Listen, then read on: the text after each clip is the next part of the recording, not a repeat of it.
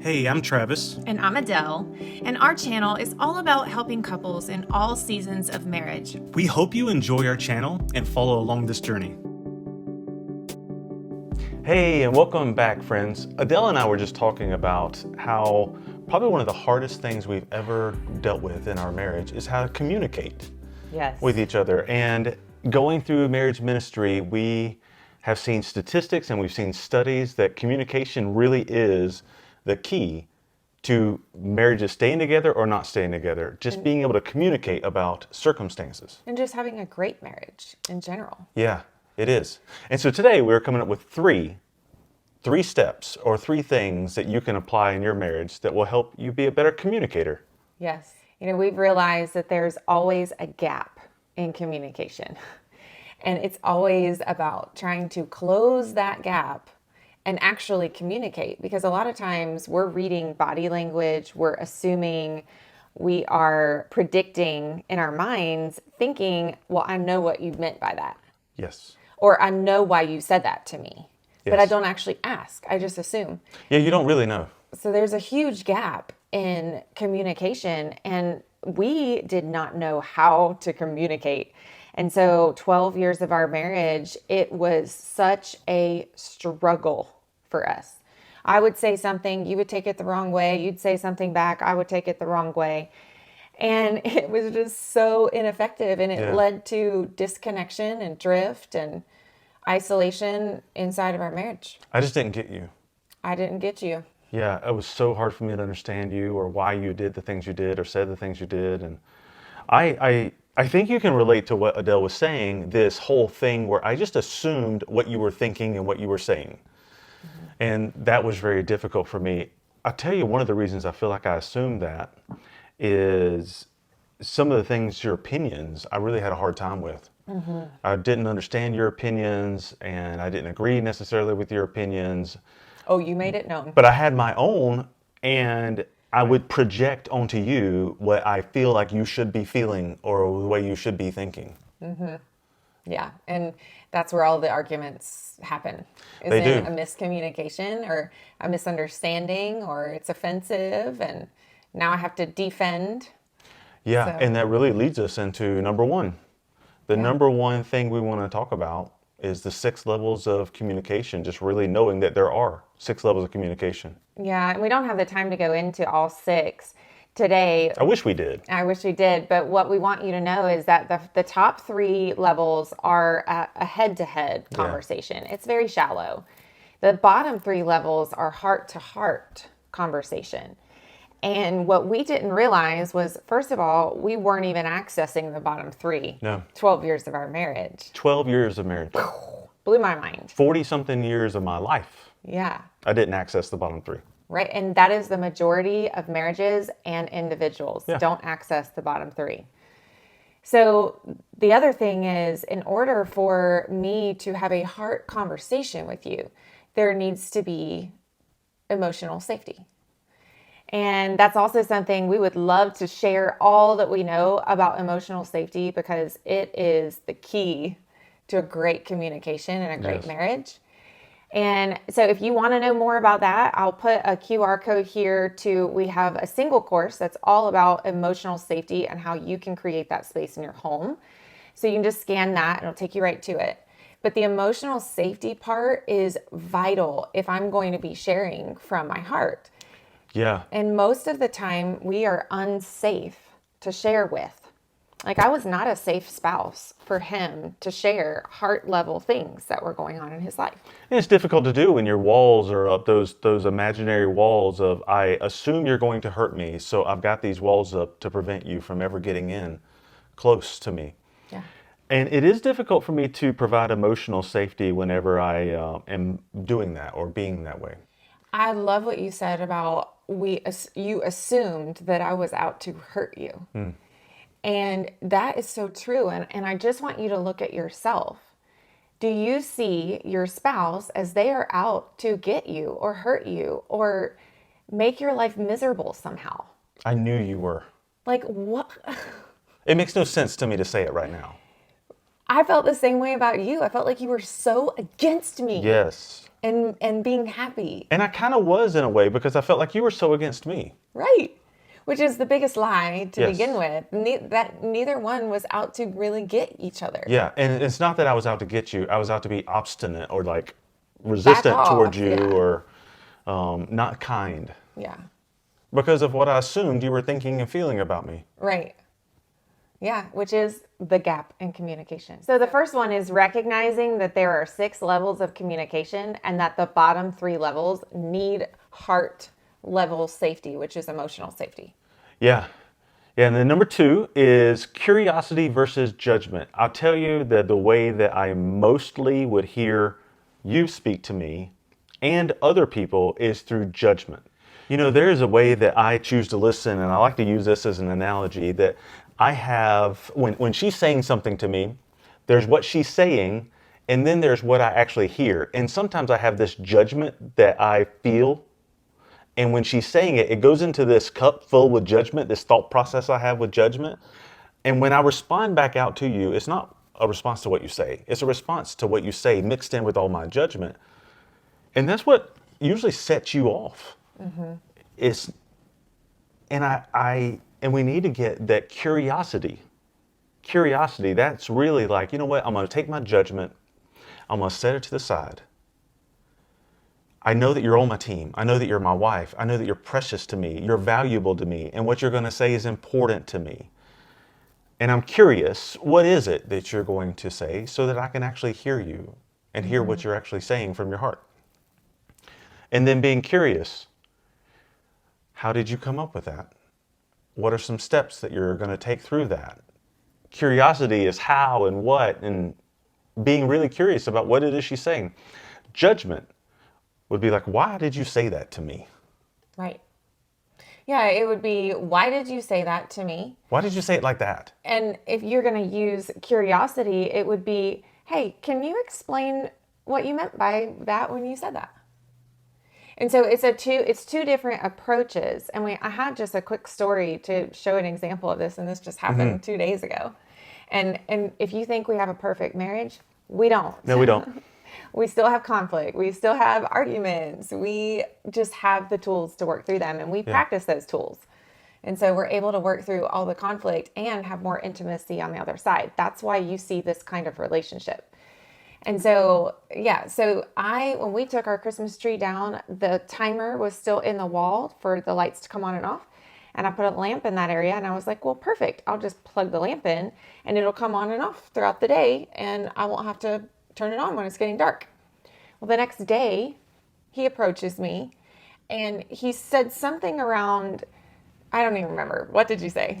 And see, this is the part where it could go south, is what did you say? I don't remember exactly, but I saw the lamp on and it was still light outside. Yeah. And so I was curious about why the lamp would be on. Yeah, and he wasn't being curious. He was good being point. Judgmental. Good point. He came to the conversation with, I don't agree that lamp is on. Why did you do that? And if you approach your spouse with that kind of an attitude, you're going to get defense because you've asked them, why did you XYZ? So I am going to tell you what I did, but it's also a defense of my actions because you're questioning me. Yeah. And he did not see that he was being judgmental because he was using words that were trying to be curious with a body language and a tone of judgment, which does not work. You can't be curious and judgmental. It comes out and your spouse will see it. Oh, that's a good point. So I could see all this judgment and I was like, this is silly. It's a lamp. Like, what is the big deal? And we were getting ready to go for a walk and we walked outside and I'm ready to move on because I didn't have a problem with the lamp. He was the one that had the problem with it. But he was thinking that I was upset because I defended my actions. Yeah. I wasn't upset. I was just literally defending my actions of why I did what I did. But that's what you asked for. And so you came outside and I could just feel all of this like tenseness in your body. Can you feel your spouse's tenseness in their body? And I'm like, how am I going to get through to you? Because when you're feeling judgmental, you don't see it. It's difficult. Really difficult to see It it. is And difficult. it's the same for everyone. It's really hard to pull your spouse out of the pit when they're in the pit. And I'll say this, Satan is a liar. And that's the easy way to keep me trapped is I can't see past that. Right. So it really takes maturity and personal responsibility, because I said to him, hey, I feel like you came to the conversation with judgment and you're not able to see that. But the way I responded is because of how you approach the conversation. I don't have a problem either way with the lamp being on or off. Yeah. And you just really reflected on what was there and shared, what you saw. Yeah, I was able to take deep breaths, which I recommend.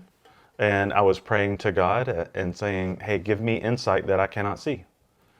And then I was able to listen from your point of view and listen to what you had to say. And I was putting myself in your shoes, what it would have been like if I was in your shoes listening to me.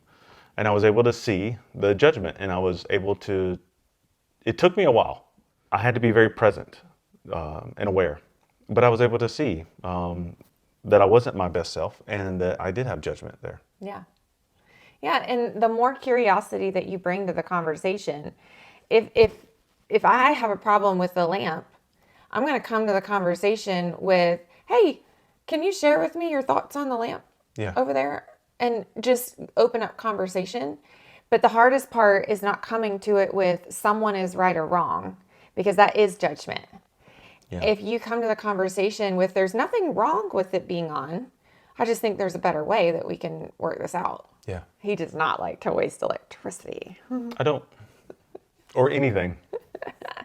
So that was his rightness, that's right. And yes. I know it is.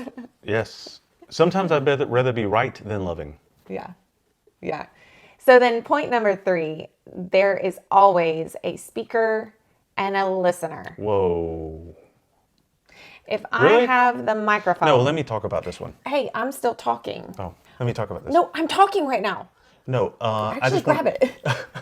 I just want to say something real quick. No, I'm still talking. But it's So you get the point. It is not effective when both spouses are talking over each other, interrupting each other, trying to get the last word in. And it may not look like that. What it may look like is you're in the middle of talking and I am over here formulating the best way to get back at your response. Mm-hmm. And I am waiting on you just to be quiet. Right. So I can respond, which means I have stopped listening. Yep. So it may not be an act of talking over each other, which that happens. It's very ineffective. Mm-hmm. But there's other ways too. Yeah, and let's just talk about what's never appropriate. It's never appropriate to talk down to your spouse or degrade them. It's never appropriate to yell and scream at each other. I mean, this relationship is the closest relationship that I have on this earth. And I want to treat him with honor, even in the conflict. And so I'm going to keep my emotions calm. Yeah. I'm going to come to the conversation wanting a solution, the best solution that's going to leave us more connected. Yeah.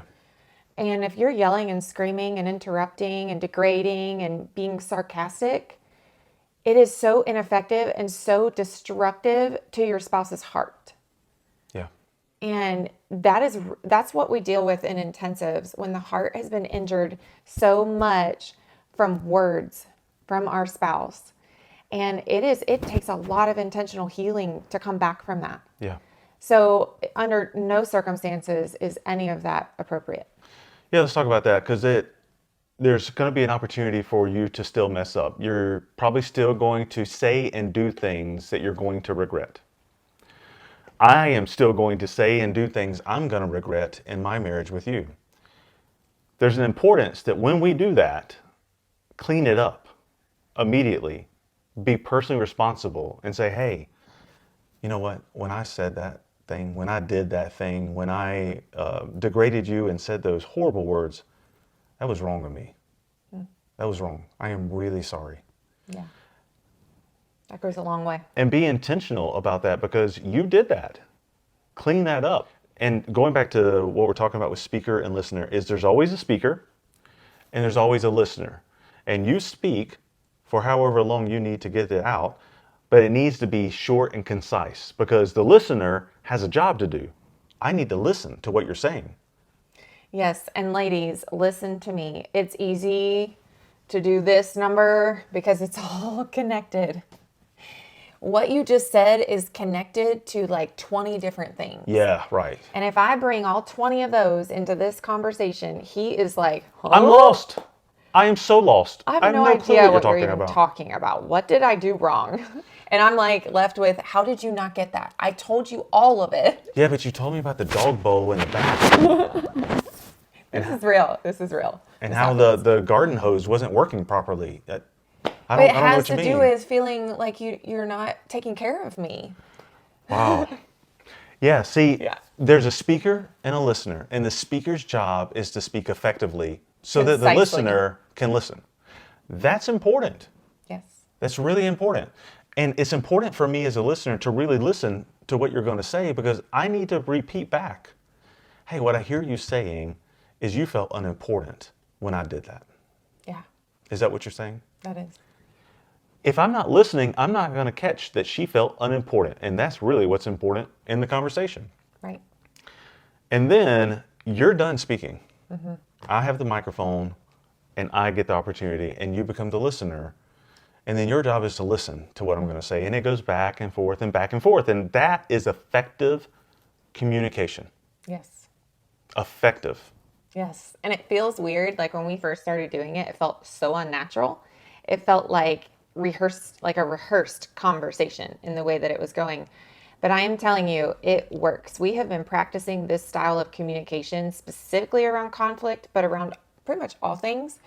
It just really, really works. And if you are interested in developing more communication skills, I'm going to put the QR code back up here again, because in this course, we go into detail about how to have great conversations and great communication inside your marriage. If you're loving what we are sharing today, there are actually 10 steps to creating emotional safety and like 10 steps in the hot conversation about how to go back and forth in detail. If that's something that you want to know more information about, I'm going to put a QR code right here. Go ahead and scan it. It will take you to the course page where you can look in detail of what's included in each section. It is a powerful course and it will absolutely improve your marriage, your communication inside your marriage. Thanks for saying that. So let's sum up the 3 easy things we can do to have better communication in our marriage right now. Number 1 is just know there's 6 levels of communication and the bottom 3 are heart to heart. It really requires emotional safety to be able to get there. That's in sharing our emotions, our feelings, and deep thoughts. Yeah. And then number 2 is curiosity versus judgment. It really is that when you're saying something, I need to be curious and really listen.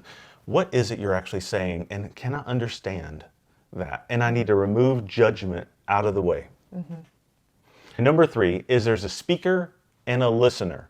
And when the speaker's talking, it's not a speaker and a listener in waiting. You're not waiting on me to finish speaking. You're actually listening. So a speaker speaks, listener listens, and then go back and forth. Yeah. We hope these 3 top ways will help you develop better communication in your marriage. Thanks for joining us. Thanks. Thanks for joining us, and we'll see you next week. Bye. Bye.